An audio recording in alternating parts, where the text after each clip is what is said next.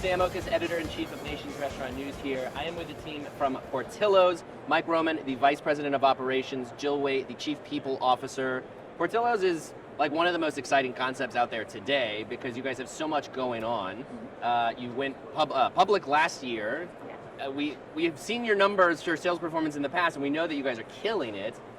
Let's start with what challenges you face, though, because operations and people, kind of where all the headwinds are at right now. Mike, let's start with you. What are some of the things that you're facing these days that are challenges for the operations for Portillo's? Well, it's funny because I think the people and the operation go hand in hand. So I think people would be what I would feel is the number one challenge right now. Obviously, sourcing, staffing, recruiting talent, and then how do you create that experience? You know, we talk very highly of our values and our purpose, and so just making sure that we have the culture and the environment to retain.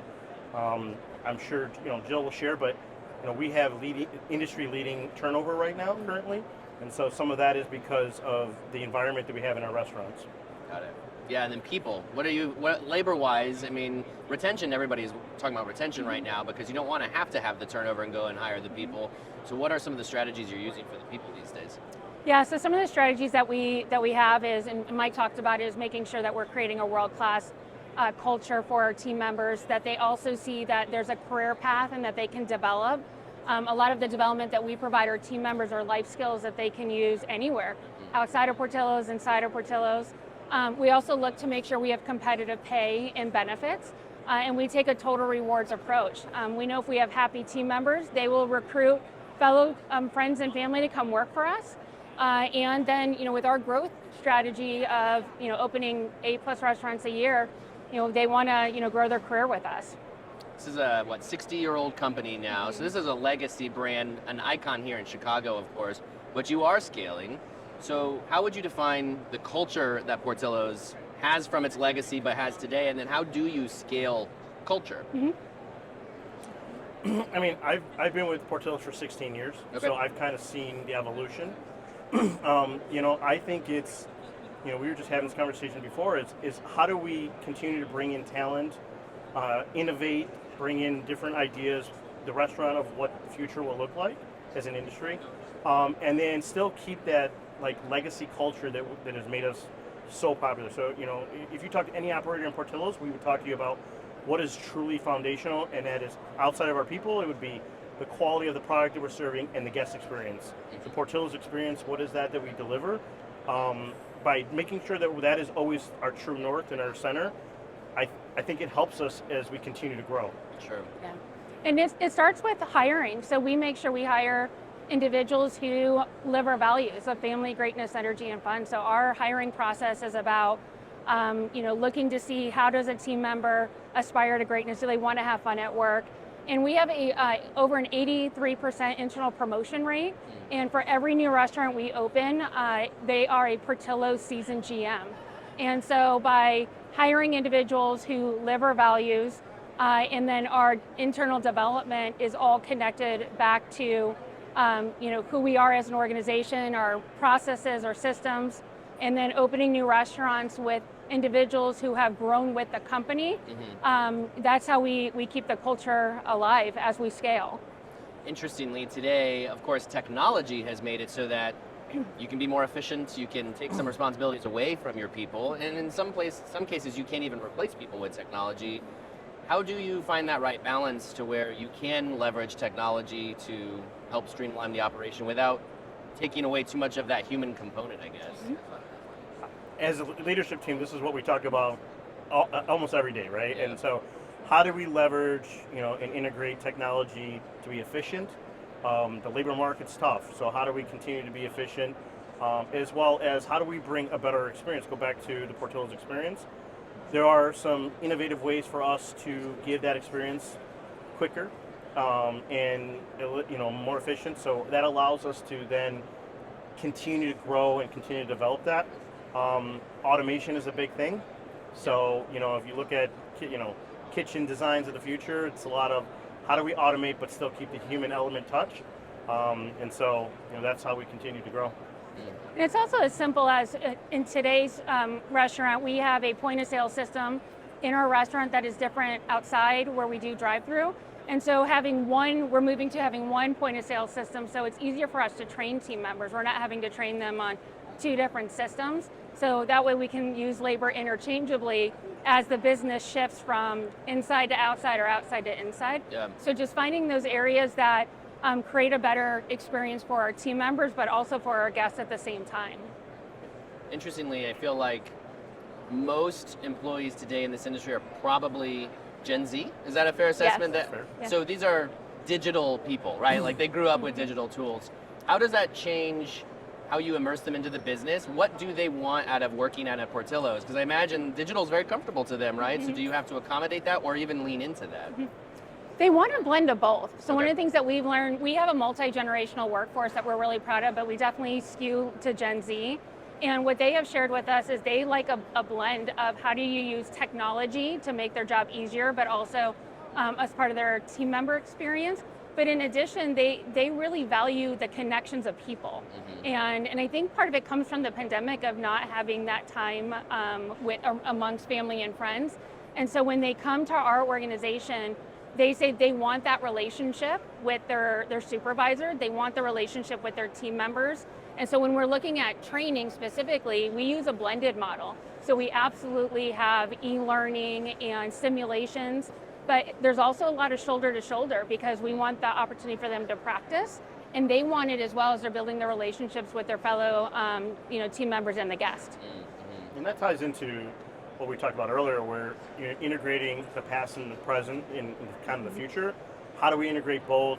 Whether you're 16 years, 20 years, or a 2-year or a 2-month vet, how do you integrate both? We've grown this organization by shoulder to shoulder coaching and teaching, and so there's still an element of that you have to have.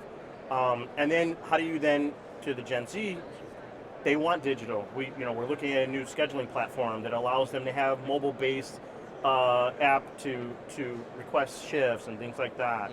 We have the training that Jill referenced. More and more tablet-based, in visual learning that seems to be the way of the future. So it's just that balance. And fortunate we've been able to do really well right now. Okay. Yeah. These labor headwinds that have been going on now for a year or whatever, do you sense that we've peaked? I mean, are things getting better? And also follow-up to that is, everybody's expecting a recession. Like, what happens then? Like, what's the next couple coming months look like for labor? You must have to pay attention to that to be prepared for it, right? Yeah. Go ahead. So, yes, there are headwinds. I think we're all experiencing that as an industry, but what we've been really proud of is opening new restaurants fully staffed. So when we opened our St. Pete location, we were able to hire over 125 team members.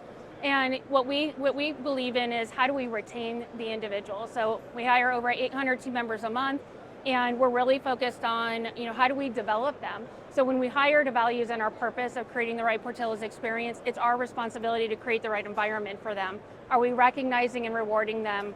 Are we, creating a culture of accountability, because that's important to them? And then are we investing in their future and giving them the skills to be successful? So, could there be headwinds?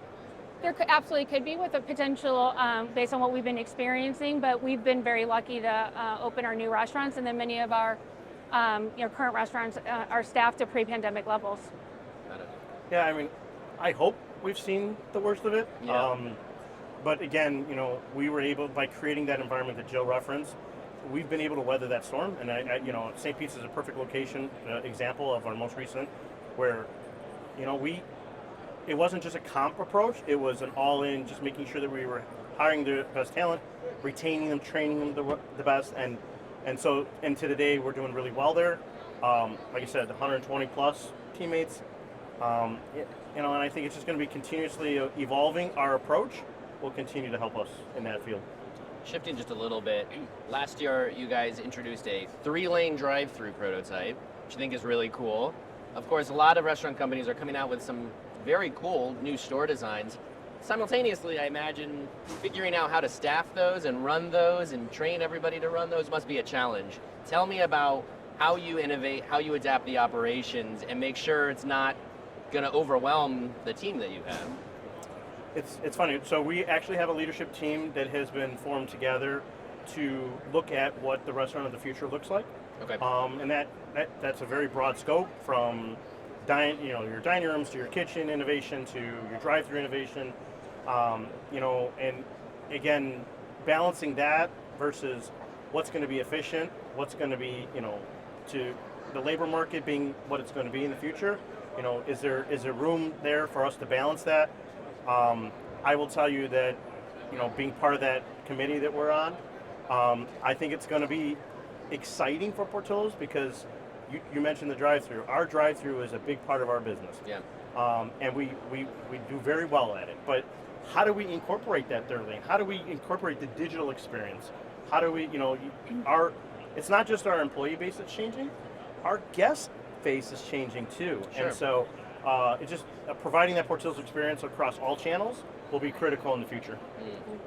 We're built on a heritage of innovation. So from when Dick had the business, he was always looking at how do we continue to create the right experience for our guests. And even as the organization has evolved from private ownership to now public ownership, we're built on a heritage of innovation, and how do we think differently to make sure we're creating those right experiences for our guests that are unrivaled, no one else is providing, and for our team members. It's why we have some of the best in class retention numbers.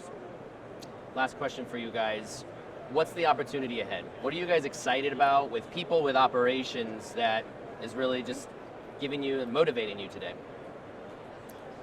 As somebody who's been there 16 years again, I'm probably the most excited now than I've ever been.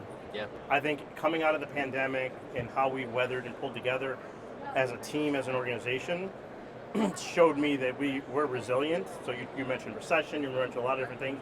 We've been resilient through all these years, and I think it's really optimistic on what our future brings. And the growth strategy that we have, to me, is exciting. And we just continuously will have growth opportunities for individuals as they continue to grow.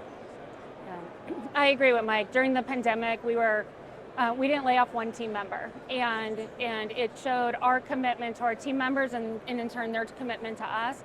And we have what we call our Ignite development program. All of our positions leading up to general manager and market manager have a way to grow their career.